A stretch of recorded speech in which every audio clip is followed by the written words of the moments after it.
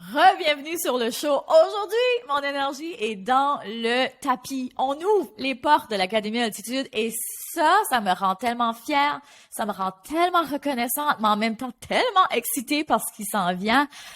J'ai tellement hâte de voir ce que les femmes qui ont décidé de joindre l'Académie vont créer avec leur entreprise cette année, mais surtout, j'ai hâte de voir qui elles vont devenir.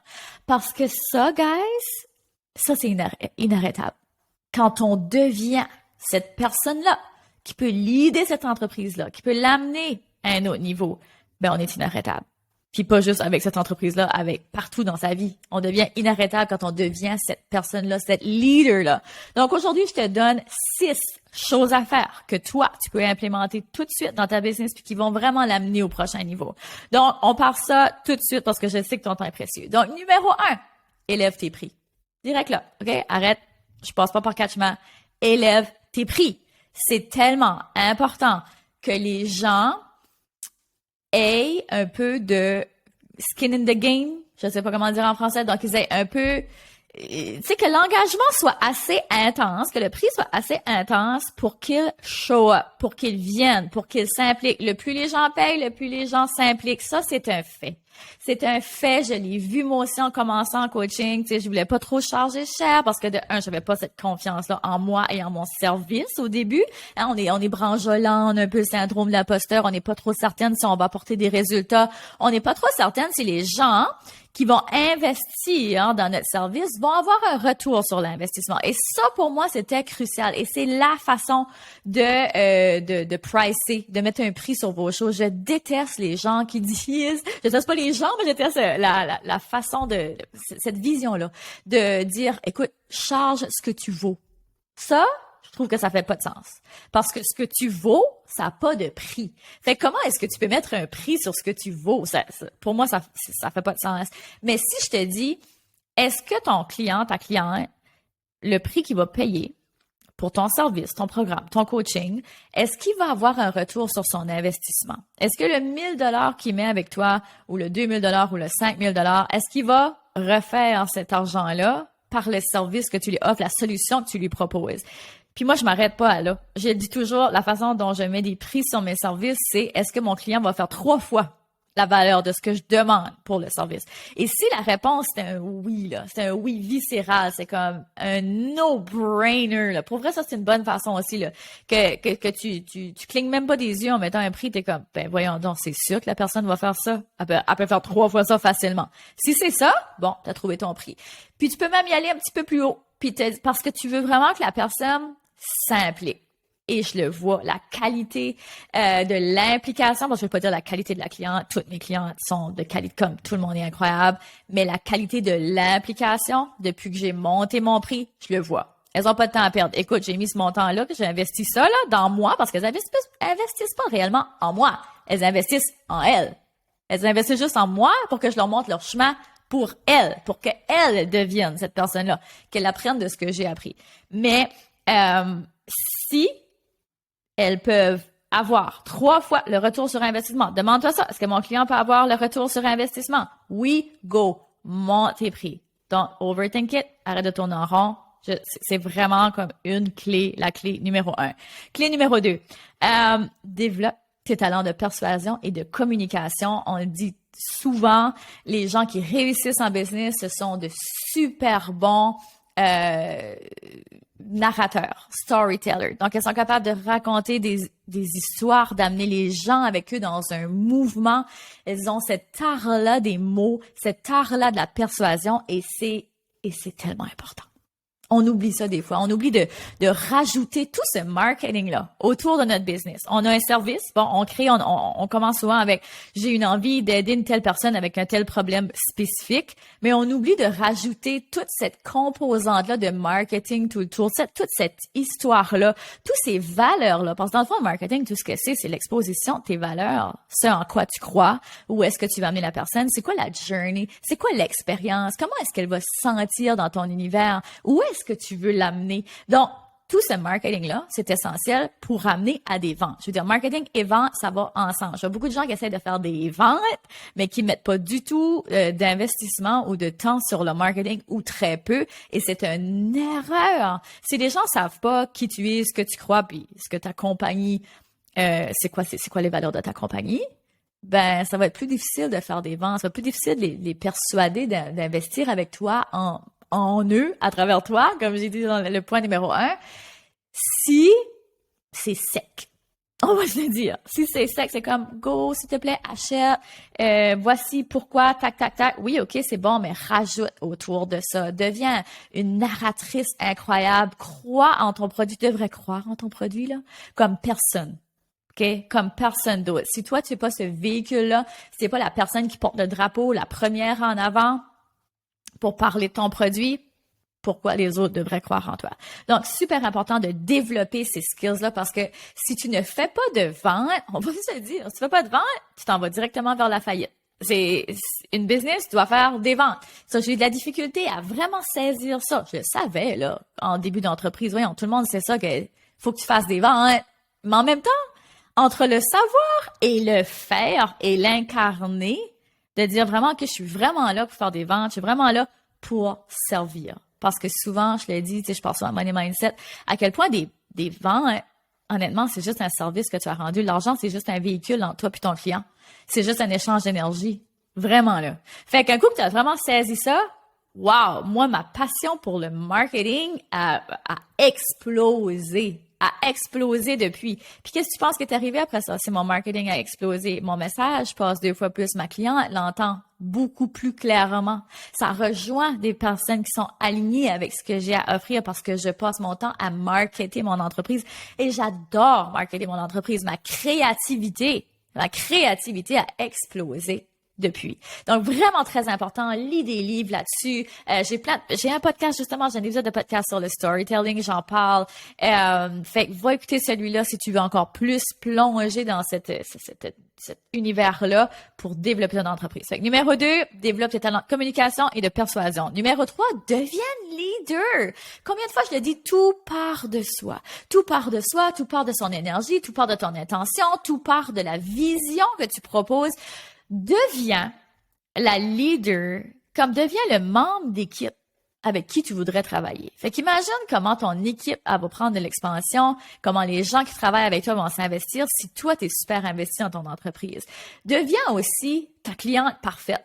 Si tu dis à ta cliente de faire X, Y, Z comme action, mais que toi, tu le fais pas, il y a une disconnexion. Donc, super important que tu deviennes cette leader-là. Les grandes entreprises sont leadées par des leaders extraordinaires. On le voit à répétition, on pense à Nike, tout le mouvement de marketing qu'ils ont créé à travers une simple espadrille. Hein, quand on voit le signe de Nike, tout de suite, moi, en tout cas, le premier mot qui me vient à la tête, c'est « just do it ». Arrête de penser, lâche tes excuses, embarque dans tes espadrilles, va courir, faire ton workout. J'ai l'impression que quand je porte mes espadrilles Nike, honnêtement, j'aime beaucoup Nike, j'ai souvent des espadrilles Nike en plus. Tu sais, clairement, c'est un lien psychologique que des fois, on réalise même pas. Est-ce qu'ils sont vraiment plus beaux que les autres? J'ai vraiment l'impression que oui, mais probablement parce que je suis attachée aux valeurs de ce que propose Nike.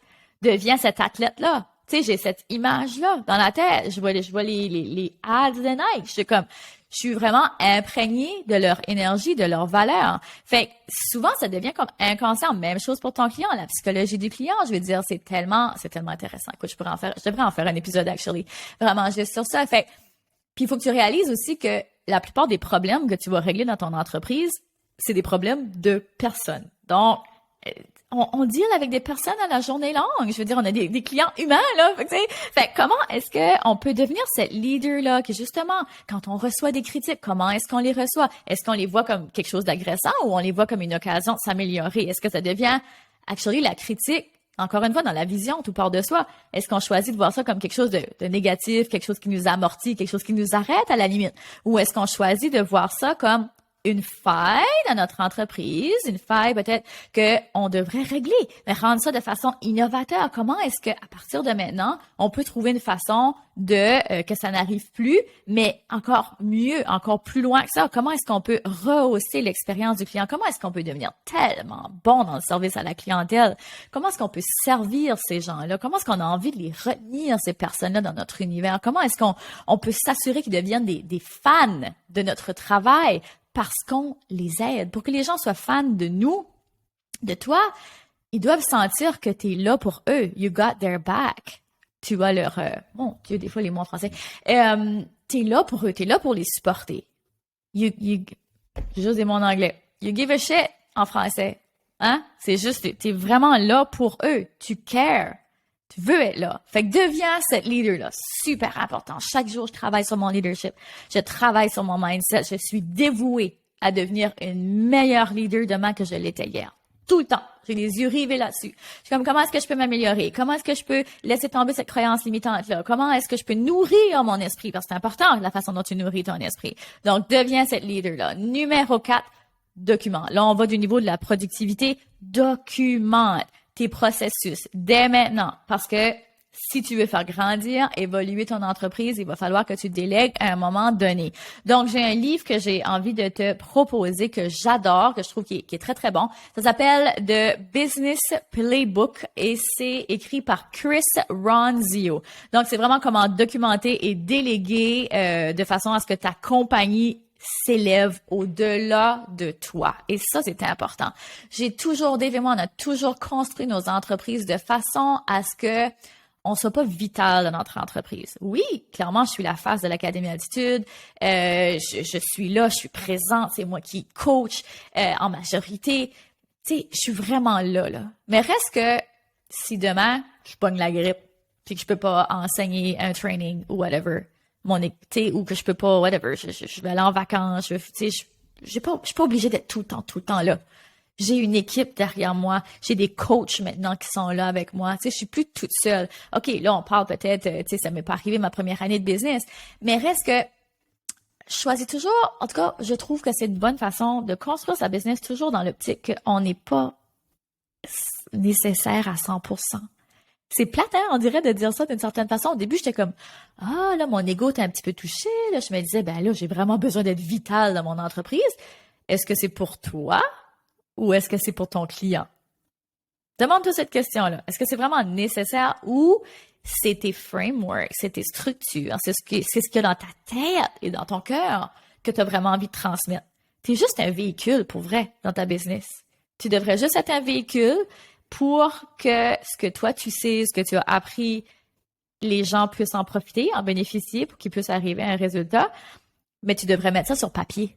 Tu devrais pas toujours répéter les mêmes choses. Puis là, ici, on parle autant de structure, par exemple, d'enseignement, comme on parle aussi des petites choses dans ton entreprise, par exemple, créer des posts Facebook, des choses qui sont plus routinières, OK? Qui sont pas nécessairement directement en relation. Oui, ils sont quand même en relation avec le client, mais reste que c'est pas de l'enseignement direct. Des choses qui se passent derrière ton entreprise, mais qui ont besoin d'être faites. Donc, ces petites choses-là, documente-les le plus rapidement possible. Bâtis justement ce playbook-là. Moi, je le fais faire à tous mes clients. Donc, bâtis ce playbook-là et délègue aussitôt que possible. Aussitôt que possible. Je sais, quand on commence en entreprise, des fois, on peut pas. Des fois, on hésite aussi. Des fois, on pense qu'on peut pas. Ça, c'est une autre chose. Donc, questionne-toi. Est-ce que c'est vraiment que tu peux pas ou est-ce que c'est que tu veux pas? C'est deux choses différentes. Donc, très important de documenter parce que ton temps et ton énergie aussi, des fois, on pense juste au niveau du temps, mais l'énergie que tu mets à créer des petits processus comme ça, par exemple, je pense à des posts Instagram ou des posts Facebook, est-ce que tu pourrais, par exemple, déléguer ça et toi, tu pourrais mettre ton énergie, ta créativité, ta zone de génie vraiment à profit? Je parle de ça dans Productivité féminine, j'ai un module complet là-dessus, tellement important de saisir ça. Fait que, numéro 4, documente les processus qui sont reproductibles dans ton entreprise, OK? 5e point, qui est sûrement mon point favori, encore une fois en lien avec la productivité, fais-en moins, mais fais-les mieux. Puis souvent, on l'entend ça, puis on est comme, je suis pas trop certaine que je saisis ce que ça veut dire. Ce que ça veut dire, là, c'est que la simplicité va faire évoluer ton entreprise et la complexité va la détruire. Tu t'en vas à l'échec. Plus tu compliques les choses. Puis ça, moi aussi, j'ai commencé comme ça, en me disant, faut que je fasse plein de choses. Puis j'avais plein de choses. J'essayais de faire plein de choses, mais à un moment donné, on dirait que j'arrivais pas à faire level up aucune business parce que mon focus était trop dispersé. Et les amateurs, j'étais une amatrice. J'étais une amateur. Je sais pas si amateur, ça se met avec un E ou amatrice. En tout cas, les amateurs ont pas de focus. Pour vrai. Les amateurs ont pas de focus. Ça m'a pris du temps à comprendre ça. Ça m'a pris 2 ans dans ma business avant de vraiment saisir ça. J'avais l'impression que le plus j'étais occupée, le plus j'avais d'affaires, le plus ça me rendait intéressante et le plus j'allais faire d'argent parce que c'est mon revenu était diversifié. Puis là, j'étais comme, ça doit être cool. Mais après, à un moment donné, j'ai réalisé que non, ça me donne... Oui, mes business roulaient. Il n'y en a pas une qui a échoué. Mais reste que tu peux pas amener une business... Écoute, je vais pas me dire tu peux pas parce que je veux pas que tu sois dans la limitation ici. Mais j'ai envie de te dire que c'est plus compliqué d'amener une business amener 3 business à 1 million, mettons, que de concentrer sur une à la fois. C'est ça mon message. OK? Fait que les amateurs vont essayer de faire une douzaine de choses en même temps, mais ils vont le faire de façon médiocre, versus les pros, ils ont compris qu'on fait une chose à la fois, mais on le fait bien. Et c'est ce que j'enseigne dans l'académie avec ce que j'ai compris maintenant, avec ce que j'ai saisi maintenant. Vaut mieux se concentrer sur un client avec un sujet et choisir un channel pour le rejoindre. Si tu es capable de maîtriser ça, de maîtriser cette structure-là, là, tu as quelque chose où est-ce que tu peux vraiment scaler, tu as une business que tu peux vraiment scaler, que tu peux vraiment amener au prochain niveau. J'aime beaucoup la citation de Bruce Lee, et je sais pas si tu l'as déjà entendu, mais je trouve qu'elle elle reflète vraiment bien ce que j'essaie d'illustrer ici. Bruce Lee disait: j'ai pas peur de l'homme qui a fait 1 millier de coups de pied une fois, mais j'ai peur de l'homme qui a fait le même coup de pied des milliers de fois. Et quand j'ai entendu ça, ça a pris tout son sens. Le faisant moi me fait le mieux. Si tu es capable d'arriver avec un produit qui vise un client, puis que tu deviens vraiment pro dans ce que tu enseignes, tu deviens vraiment niché. Et j'ai fait un épisode sur la niche aussi sur le podcast, tu peux t'y référer. Là, tu deviens vraiment inarrêtable parce qu'il n'y a pas un angle que tu n'as pas vu, que tu n'as pas compris. Fait que t'imagines-tu toute la richesse que tu développes? Souvent, c'est ça l'affaire. On essaie de parler à tout le monde, on essaie de faire 1001 choses à la fois. Mais on disperse notre énergie et on devient pas pro dans rien. Donc, super important de comprendre ça ici. S'il y a bien quelque chose que tu veux comprendre dans l'épisode, c'est celui-là. Et le 6e point, embauche un coach pour t'amener là où tu veux aller. Pense à l'Olympienne qui monte sur le podium. Elle avait tout le talent du monde. Elle est née avec ce talent-là. Mais elle l'a développé. Et souvent, toujours. En tout cas, moi, j'en connais pas d'Olympien ou d'Olympienne qui est arrivé sur le podium sans un coach. Si t'en connais un, s'il te plaît, laisse-moi savoir parce que moi, j'en connais pas. Ils avaient toujours un coach. Il y a toujours quelque chose qu'ils ont pas vu ou une stratégie qu'ils connaissaient pas ou peut-être qu'ils implémentaient pas comme il faut. Tu sais, des fois, je pense à quelque chose de vraiment simple. Mais par exemple, moi, j'ai engagé une coach au niveau du fitness. Ça fait des années que je m'entraîne. Ça fait des années que je fais des squats. Dans ma tête, à moi, je suis capable de faire un squat, là. Franchement, ça fait des années que j'en fais. Puis, cette coach-là, elle travaille vraiment par vidéo. Donc, je devais me filmer en faisant mes squats. Puis, quand je lui ai envoyé, elle est comme, le positionnement de ta colonne, quand tu fais ton squat, tu descends un petit peu trop bas, comme. J'étais comme, ça fait des années que je squatte comme ça, moi, puis je pense que je squatte bien, genre. Fait que là, avec juste cette petite rectification ici de degrés, on parle, là, on fait pas complètement un mouvement différent, là. Ben, mon squat est beaucoup plus efficace. Je target 2 fois plus mes fesses, mes cuisses, tu sais. Fait que, puis on rectifie ici d'un degré, là. Fait que moi, dans ma tête, j'étais bonne, j'en faisais des squats, j'avais quand même des résultats. Mais reste que, avec juste ce petit degré-là de différence, on a un autre niveau ici. Fait que c'est un exemple vraiment anodin, mais juste pour te montrer à quel point que, des fois, c'est juste une petite rectification. C'est pas que tu le sais pas. C'est peut-être juste dans la façon dont tu l'appliques. Tu sais, des fois, c'est juste ça. Ce qu'on sait pas, on le sait pas. Ce qu'on voit pas, on le voit pas. Tu sais, fait que des fois, c'est pour ça que ça prend des coachs. Pas des fois, tout le temps. Moi, j'ai toujours des coachs, tout le temps. D'apprendre de la sagesse de quelqu'un d'autre, qui est où est-ce que nous, on souhaite aller, mais on fait juste accélérer notre processus. That's it. Puis, j'ai envie de conclure avec en disant que ceux qui en arrachent, pour vrai, ils focusent sur le comment. Ils essaient de comprendre comment est-ce que je devrais me rendre là, comment est-ce que je devrais faire ça. Au lieu de se demander qui est la bonne personne qui peut m'amener là. Une des bonnes personnes qui peut t'amener là, c'est toi, clairement. Mais c'est aussi un coach, une mentor qui peut te guider plus rapidement vers ça. Donc, ceux qui ont du succès, ils ont vraiment compris c'est qui. Ils cherchent pour la bonne personne. Donc, voilà pour les 6 points. J'espère que ça t'a amené un petit déclic ou deux. J'espère surtout que tu vas implémenter ça. Viens me dire en commentaire quel de ces 6 points-là est-ce que tu vas implémenter maintenant. Et si tu veux rejoindre l'académie, il est toujours temps. Je laisse le lien dans les show notes et j'espère t'y voir avec la belle gang qu'on est. Écoute, c'est capotant de voir ça. Tu sais, quand tu rêves de quelque chose puis que là, finalement, ça se concrétise, ça se matérialise, crazy. Mais en même temps, autant excitée que je suis, autant calme est-ce que je suis. Puis ça, c'est quelque chose que j'ai vraiment... Faudrait que je fasse un épisode là-dessus par rapport à l'énergie du leadership. À quel point maintenant, je suis beaucoup moins frénétique et beaucoup moins high-low. Là, je suis beaucoup plus dans le... Je suis tellement dans le trust the universe, là.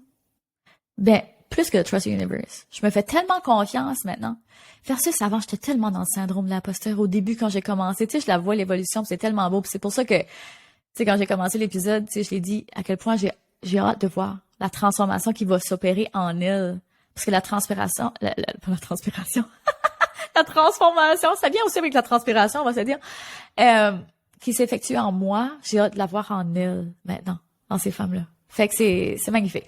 Merci d'être là. Merci de partager cette journey-là avec moi. J'espère que tu as retiré quelque chose de vraiment positif de cet épisode-là. Si oui, partage l'épisode, puis viens me dire comment tu l'as aimé. Fait que sur ce, continue de briller et de prendre de l'altitude. Le monde a besoin de ce don spécial que seulement toi détiens.